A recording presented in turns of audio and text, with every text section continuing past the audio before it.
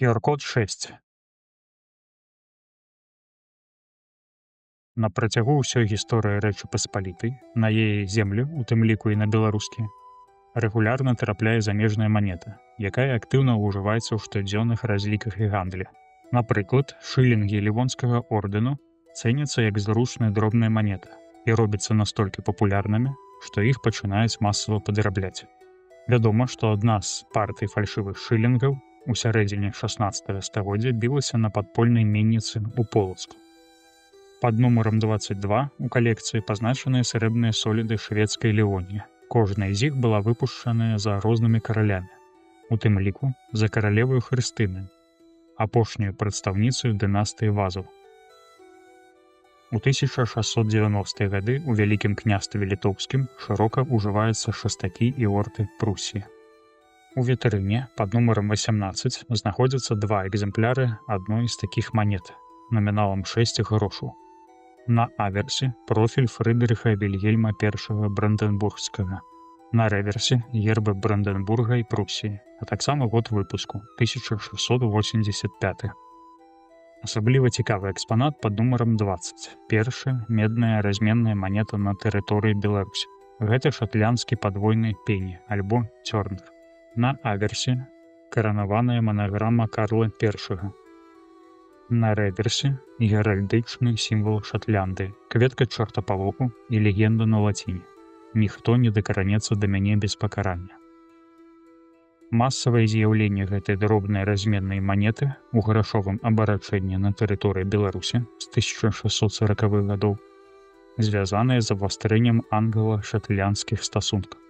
Ваенныя канфлікты выклікаюць эміграцыю жыхароў Шатландыі ў іншыя еўрапейскія краіны, у тым ліку у Вялікае княства Літоўскае, дзе шатландцы, якія ў Беларусі атрымліваюць мянушку шкоты, становяцца вандроўнымі гандлярамі альбо наймаюцца на вайсковую службу.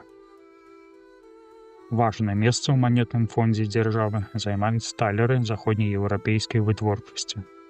У экспазіцыі яны знаходзяцца пад нумарам 28. Цікава, што на беларускіх землях адносна гэтых манет ужываюцца мясцовыя ўласныя назвы. Так, рэйксдальдеры Рэспублікі Злучаных Правінцыяў, сучаснай Нідерланды, беларусы называюць палашнікамі за выявы ваяра з палашом, мешам. Лёвендальдеры для мясцовага насельніцтва з'яўляюцца талерамі ляўковымі альбо проста левікамі, бо маюць выяву льва, які крочыць на задніх лапах. Крыжовымі называюць патагоны іспанскіх Нідерландаў за дзвюх скрыжаваных палец Геракла бургундскага крыжа. На заходнееўрапейскіх талерах трапляюцца і іншыя сюжэты. Мядзведзь, мядзвежы талер. Аўгуст-саксонскі з ключом, так званы саксонскі талер. Святы Руперт з бочкай солі ў руцэ, талер у Сальцбургу. Ці тры браты, уладары Саксоніі. Нумізматы гэтую манету так і называюць – тры браты. Цікава, што калі найстарэйшы з іх, Крысціян II, дасягне паўналецця і стане адзіным кіраўніком Саксоніі, партрэты двух малодшых перанясуць на адваротны бок манеты. Пад нумарам 27 адна з самых папулярных залатых манет у міжнародным гандлі таго часу – дукат Галандскай Рэспублікі. Яго высока цэняць за якасць. Манета мае 986-ю пробу золата. Вага 3,5 грамы. На аверсе рыцар у даспехах з мячом і пушком 7 стрэлаў, якія азначаюць 7 злучаных правінцый. А таксама дэвіз на лаціне «Узгодзе малое расце». Пад нумарам 26 рэдкі асобнік фальшывага дуката 1692 году, выкананы з медзі і пакрыты золатам. У другой палове 17 стагоддзя на ўсходзе Вялікага княства Літоўскага ўсё часцей трапляюцца манеты рускага царства. Суседняя вітрына справа – экспанаты пад нумарам 1. Манетную сістэму маскоўскай дзяржавы таго часу можна назваць даволі архаічнаю. Адзіны намінал – капейка вагою да 68 грама. Мае няправільную форму, бо б'ецца на расплясканых абрэзках срэбнага дроту.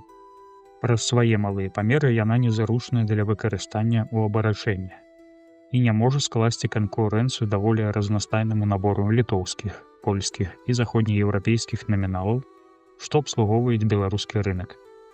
Але ж срэбныя капейкі час ад часу трапляюць у абарачэнне, бо высокая проба срэбра робіць іх прывабнымі для ўжывання ў ювелірнай справе.